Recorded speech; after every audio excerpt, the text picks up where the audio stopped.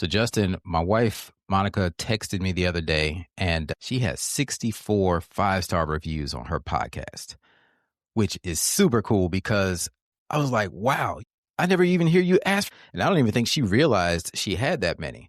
So I was like, well, what is she doing? Well, it turns out she asks for reviews in every podcast episode. I think it's just part of her normal outro. And lo and behold, people actually do it when you ask for it. So that, we were talking about this earlier and we came to the conclusion that, if you don't ask, you don't receive. So what can we do? Like, why do we sometimes not ask for things that we know that we want in business and in life? Like, what holds us back? Hmm. And what action steps do we need to take here? Welcome to King Moves. In chess, the king moves one step at a time, but that single move can change everything. Each week, we explore mindset shifts and simple actions that could lead to the next breakthrough in your business and life.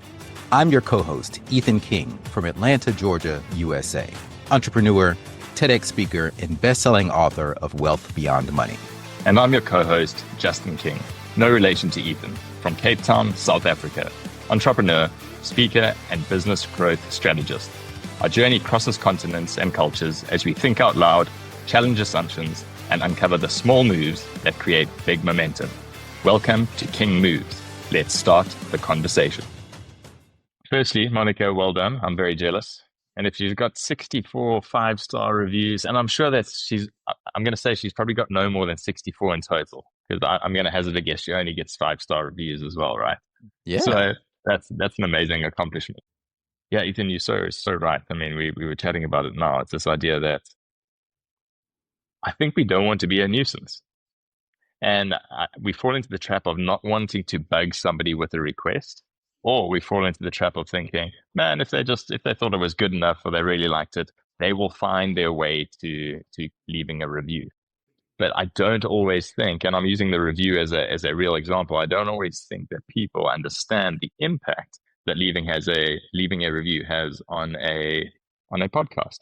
Like how valuable it is, how it helps you improve your reach, how you're able to get more listeners who are really needing the message that you are leaving, how it helps to reach them.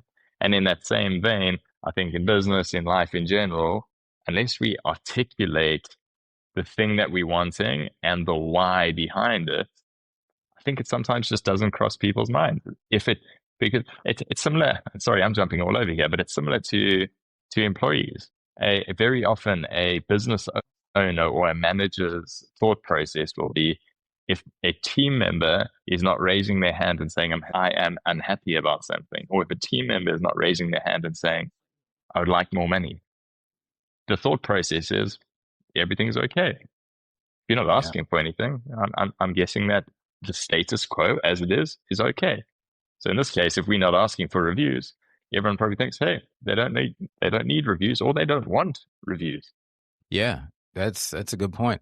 And another thing is we tend to think that other people act like we act. And I know that I typically don't leave reviews for a podcast, and not because I don't want to. It's just because usually I'm out on the go when I'm listening to a podcast.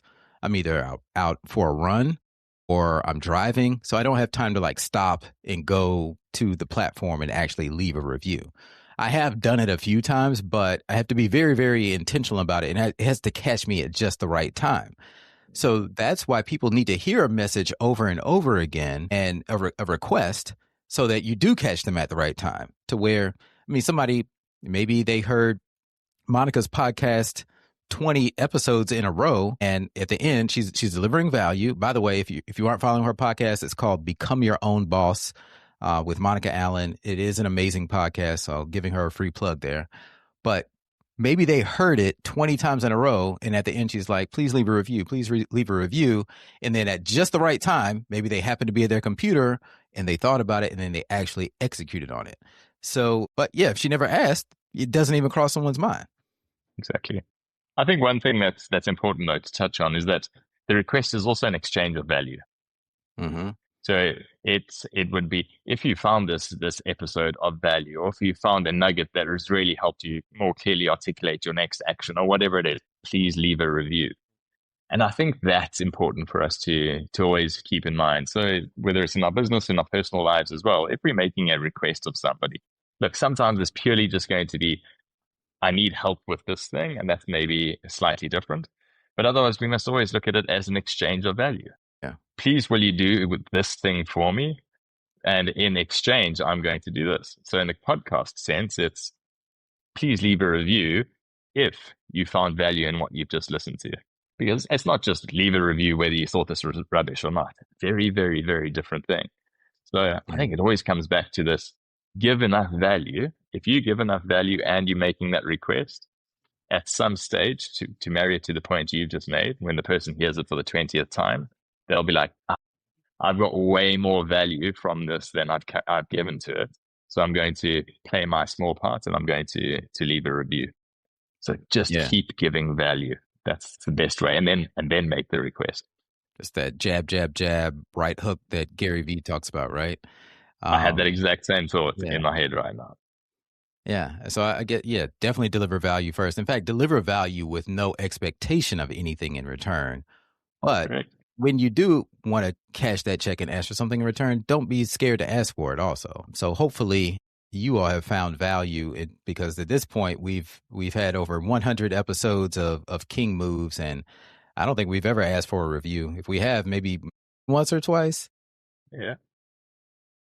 So hopefully we have earned your 5-star review, and guess what? We've learned from this, and now we are going to actually ask for it. So if you have found value in these episodes, please leave a review. I'm not even going to say please leave a 5-star review. I'll let you decide on the number of stars you are willing to allocate. All reviews are most appreciated and would be very, very welcome. And take this as your King move to apply in your business and life. What do you need? What could benefit you that you're not asking for because either you hadn't thought about it or maybe you're too hesitant to ask? That's a wrap for today's episode of King Moves. Quick favor before we go. If this episode made you think differently or helped you see your next move more clearly, take 30 seconds and leave us a review. It helps the show reach leaders who need these conversations. Remember, in chess, like in business, one right move can change everything. Take today's action step, make your move, and build momentum. And if you found value in today's episode, share it with someone who's ready for the next breakthrough. Don't forget to subscribe so you never miss our weekly conversations. Until next time.